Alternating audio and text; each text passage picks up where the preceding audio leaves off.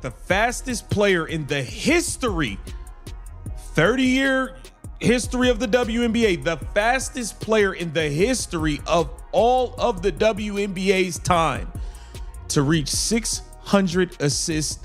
She did it in just 72 games, guys. Do you think Stephanie White congratulated her on breaking a record? Do you think, but before we get into it, do you think so? There's a moment in sports when you realize an organization doesn't deserve the player they have, not because of losing records or bad trades, but because of something quieter, something more damaging. The slow, deliberate act of making your best player feel invisible. And right now, in real time, the Indiana Fever may be doing exactly that to the most important athlete women's basketball has ever seen. This isn't speculation. This isn't a hot take manufactured for clicks. The receipts are piling up, the footage is undeniable, and the people who should be celebrating Caitlin Clark's historic achievements are instead offering her 2 words and a shrug. What's unfolding inside that Indiana facility is bigger than basketball. It's a story about institutional arrogance colliding with generational talent, and what happens when an organization mistakes a superstar's patience for submission. Because here's what they apparently forgot. Caitlin Clark has options, and the rest of the league already knows exactly what she's worth. 600 assists, 72 games. Let that settle for a second, because the number alone doesn't do justice to what it represents. Caitlin Clark just became the fastest player in WNBA history to reach 600 assists, a record that cuts across generations, across eras, across every name that ever ran a point guard offense at the professional level in women's basketball. This wasn't a minor statistical milestone buried in a box score.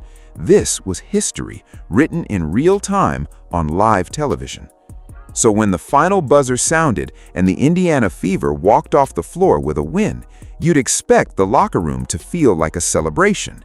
You'd expect the head coach to step to the podium and acknowledge what just happened. Any reasonable person watching would expect at minimum a sentence, a gesture, something that recognized the magnitude of what Caitlin Clark had just accomplished in front of the entire sports world. What did Stephanie White say instead? Welcome back, baby. That was it. 2 words. No mention of 600 assists, no mention of the record, no mention of history. Just a generic, almost dismissive acknowledgement that Clark had returned from a brief injury absence, as if the record had never happened at all.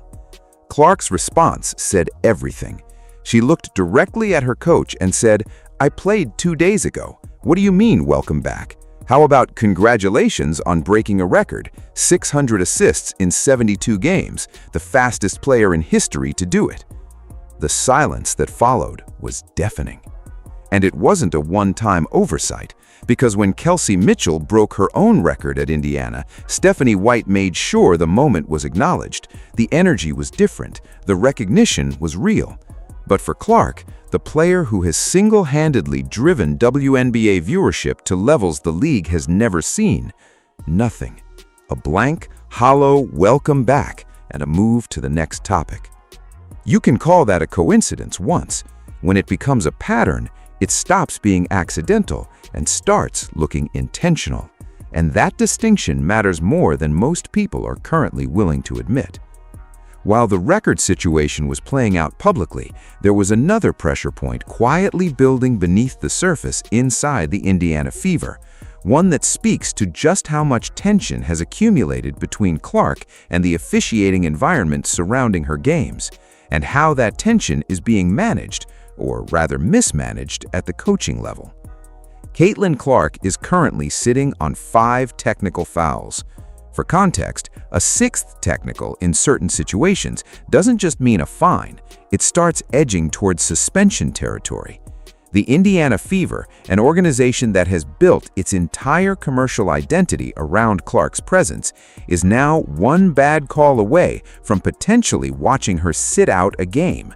Not because she's hurt, not because she's resting, but because the pressure has been allowed to build without anyone in a leadership position stepping in to diffuse it. Shelbourne letting it be known, this new ownership group is heavily involved in making changes that could have a lasting impact on the team. And this is the ownership group, the Walter Group. They came in and made the big splash for Luka Doncic. They're the ones, they're not bringing back LeBron James. They are ushering in the new faces of the league, and there's no bigger face in women's sports than Caitlin Clark. The Walter Group. The Chelsea Gray incident brought all of this into sharp focus. During Indiana's game against the Las Vegas Aces, Clark went to defend Gray on a drive. The two made contact, Gray got the shot off, and Clark went down. What followed was a lengthy official's review for a potential hostile act, a term that immediately escalated the stakes well beyond a standard foul call. Clark stayed on the floor holding her back while fans across the country held their breath, still mindful of the back injury she'd already missed 2 games with just weeks earlier. When she finally got up and the officials announced their ruling, a common foul on Clark, she was visibly furious. "It's not a foul," she said immediately, the frustration clear and unfiltered. Stephanie White had to physically guide her toward the bench, and the only reason that moment didn't spiral into a 6th technical was because Clark had enough self-awareness to pull back just in time. But here's the uncomfortable question nobody inside the Fever organization seems to be asking out loud. Why is the most valuable player in franchise history regularly in positions where she's one emotional reaction away from a suspension? Who is managing the environment around her? Who is protecting her, not just physically, but professionally, from situations that could cost the team wins and cost Clark games? Because right now, the answer appears to be nobody, and the league is watching every single frame. If there was any remaining doubt about the disconnect between Stephanie White and the player sitting on her roster, all you have to do is compare what opposing coaches are saying about Caitlin Clark versus what her own sideline is offering. Lynn Roberts, head coach of a team that faced Indiana on the road, stood at a press conference podium and delivered what amounted to an extended scouting breakdown of Clark's threat level, and it read more like admiration than game planning. She talked about how Clark plays fast, how her presence forces opposing defenses to push their pickup point all the way past half court, how she will pull the trigger on a 3 the moment the ball crosses the line if the defense gives her any daylight whatsoever. She can shoot it once it crosses half court, and she will, Roberts said flatly, with the kind of certainty that comes from watching film until your eyes burn. She went on to reference Cameron Brink, Kate Martin, the overall speed of the offensive system Clark operates in, spending several minutes constructing a detailed picture of just how difficult it is to contain what Clark brings to the floor every night. This was an opposing head coach, someone who loses if Clark plays well, going out of her way to articulate the scope of Clark's impact on the modern game. Meanwhile, back in Indiana, the head coach is offering welcome back after a record-breaking performance. The contrast is almost too stark to process. When the people trying to beat you understand your value better than the people being paid to develop you, something has gone structurally wrong inside an organization. This isn't about personality clashes or locker room dynamics. This is about a fundamental misalignment between the asset Indiana Fever holds and the way they are choosing to treat it. And in professional sports, that kind of misalignment never stays quiet forever. It finds a way out, one way or another. Now here is where the story shifts from frustrating to genuinely fascinating. Because while all of this tension has been accumulating inside Indiana, something else has been developing on the other side of the country, and the timing is impossible to ignore. The Los Angeles Sparks are no longer the same franchise they were 2 years ago. The Walter Group, the ownership collective that made waves by bringing Luka Doncic to the Lakers and signaling a new era of aggressive, star-driven roster building, has turned its attention to the WNBA. And according to multiple reports and sources close to the situation, framed here as speculation and emerging rumor rather than confirmed fact, the name at the top of their list is exactly the one you'd expect: Caitlin Clark. The Walter Group has made publicly clear they are not interested in rebuilding quietly. They came into Lakers ownership with the intention of putting marquee names under their umbrella, and they have the capital and the front office ambition to make aggressive moves. Analysts and insiders have speculated that the Sparks are actively searching for a general manager with existing relationships inside Clark's representation circle, someone who can build a bridge between West Coast ownership money and the most marketable player in women's sports history. And then there's Kate Martin, Clark's former Iowa teammate and one of her closest friends in the professional game, is already in Los Angeles, already wearing purple and gold, already embedded in the Sparks system. The two of them were caught on camera in a post-game exchange that the internet immediately dissected frame by frame. Clark leaning in, smiling, telling Martin she looked good in the Sparks colors. Martin laughing, and then, reportedly, Clark saying words that have since echoed across every WNBA message board and sports media platform online. "I can't wait to join you in LA, girl. I miss you, bestie." Now, it is worth being clear. In-game and post-game conversations between friends are not contract negotiations. Players say things in the emotional context of a competitive environment that don't always map directly to front office decisions.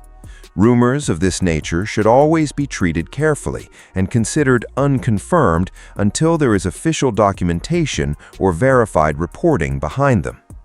But what cannot be dismissed is the pattern those words fit into. A player visibly frustrated with her coaching situation. A player whose historic achievements are being publicly minimized by the sideline. A player on the edge of suspension territory who is simultaneously watching an aggressive new ownership group build something exciting in the city where her best friend already plays. Put all of those elements together, and the question isn't whether Clark has thought about it. The question is whether Indiana is doing anything at all, to change the math before it becomes irreversible. Behind the coaching staff drama and the individual game incidents, there is a broader organizational story playing out inside the Indiana Fever front office, and it's one that doesn't reflect well on the people holding the institutional levers. Mona Shelburne and the Fever's ownership structure have been under a different kind of scrutiny this season, separate from the on-court noise. Sources close to the franchise, again framed as speculative reporting rather than confirmed internal documents, suggest the organization has struggled to present a unified vision around Caitlin Clark's long-term future with the team. There's no clear public communication about what the Fever are building, no aggressive moves to surround their franchise cornerstone with the talent and structure that would make a departure conversation unnecessary. Compare that to what the Walter Group is doing in Los Angeles. They acquired LaCasa, they are reportedly hunting a GM with Clark connections, they have Kate Martin already in place. Every move they make reads like a deliberate message to the most coveted free agent in women's basketball. We see you, we value you, and we are building something worth joining. Indiana's front office, by contrast, has allowed their most important player to rack up 5 technicals without publicly addressing the officiating environment. They have watched their head coach minimize historic records on live television without any visible course correction. And they have done all of this while the entire sports media landscape documents every frame of footage that suggests Clark's happiness inside that organization is eroding in real time. Primary network sponsors pay attention to these things. The commercial infrastructure that has grown around Clark's presence, the television ratings, the jersey sales, the attendance figures that have broken WNBA records, doesn't automatically transfer to a new face if she walks. It follows her. The Fever's marketing value without Caitlin Clark is a conversation their front office appears not prepared to have, and that avoidance may be the most dangerous organizational decision they are currently making.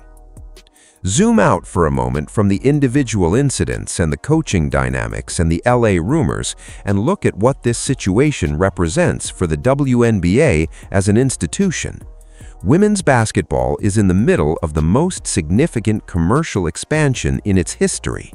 Television deals are bigger, attendance is up, mainstream media attention has reached levels the league hasn't come close to before. And sitting at the absolute center of that expansion, driving more of it than any other single player, is Caitlin Clark. The growth of the WNBA's visibility over the last 18 months is not a coincidence. It is directly, measurably connected to what Clark does every time she steps on the floor. The range, the handles, the gravity she creates for teammates, and the personality that translates effortlessly through a camera lens. That kind of impact doesn't go unnoticed by the people who run the league. The WNBA has a vested institutional interest in Clark being happy, healthy, and prominently featured in the most visible market situations possible, which means the league itself is quietly watching what Indiana does or fails to do with a level of attention that extends well beyond a single franchise's internal politics. And then there are the players themselves. Clark's situation has already begun reshaping conversations across the league about athlete leverage, about how stars navigate restrictive organizational environments, about whether the next generation of WNBA talent will demand a different kind of agency over their professional lives. The athletes coming up behind Clark are watching how this plays out. They are drawing conclusions. And the precedent set by how Indiana treats or mistreats its most valuable player will echo through contract negotiations and organizational dynamics for years to come.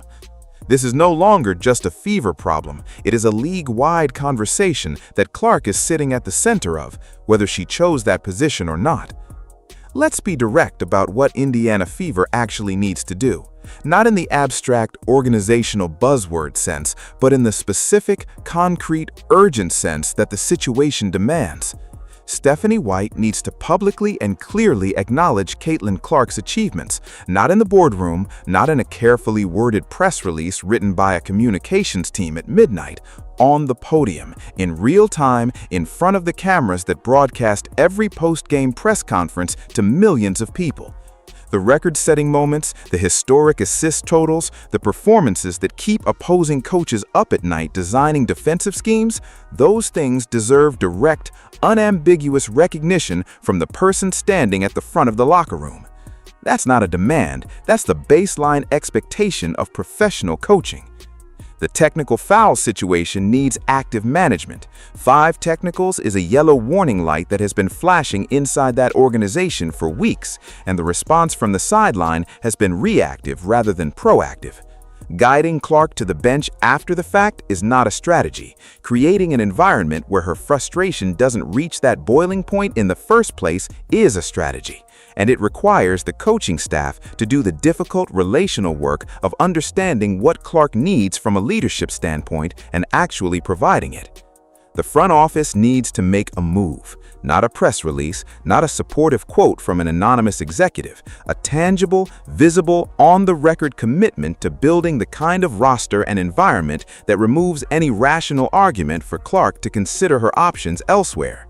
The LA Sparks are actively constructing that argument. Indiana needs to construct a counter-argument, and they need to do it now, not at the end of the season when the window may have already quietly closed. Because the clock on this situation is not theoretical. It is real, it is ticking, and it has been ticking for a while. Here's the truth that sits underneath every frame of footage, every press conference clip, every post-game interaction that has gone viral over the last several months. Caitlin Clark does not need Indiana Fever. Indiana Fever needs Clark. That is not a statement designed to be inflammatory. It is simply an honest accounting of where the leverage sits in this relationship. Clark's impact on attendance, on television ratings, on the WNBA's commercial trajectory, on jersey sales and sponsorship conversations, all of that follows her. It is attached to her name, her game, her personality, and her ability to make people care about a sport they might otherwise have scrolled past. Indiana is the current address. It is not the source of the value. Organizations that misunderstand this dynamic tend to discover their mistake too late. They spend years assuming that institutional loyalty, draft rights, or simple inertia will hold a generational talent in place.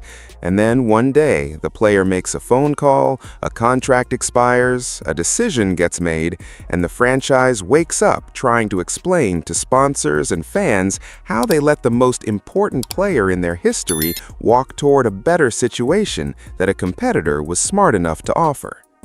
Whether that moment is coming for Indiana Fever is still technically an open question. Clark hasn't demanded a trade, no official contract discussion has been confirmed as broken down. The rumors swirling around Los Angeles remain in the category of speculation and emerging reports rather than documented fact. But the warning signs are not subtle. They are being broadcast on live television, in post-game hallways, in the body language of a record-breaking player who looked at her head coach and said, calmly, clearly, with the quiet confidence of someone who knows exactly what they've accomplished, "How about congratulations?"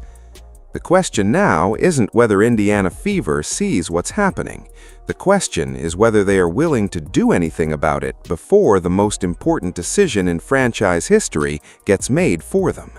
And that answer, the one that will define this organization for a generation, is coming sooner than anyone inside that building seems to realize. If this story is moving as fast as it looks from the outside, the next development could land any day. Stay locked in, because when something finally breaks officially, it's going to reshape the entire conversation around women's basketball in ways nobody is fully prepared for yet.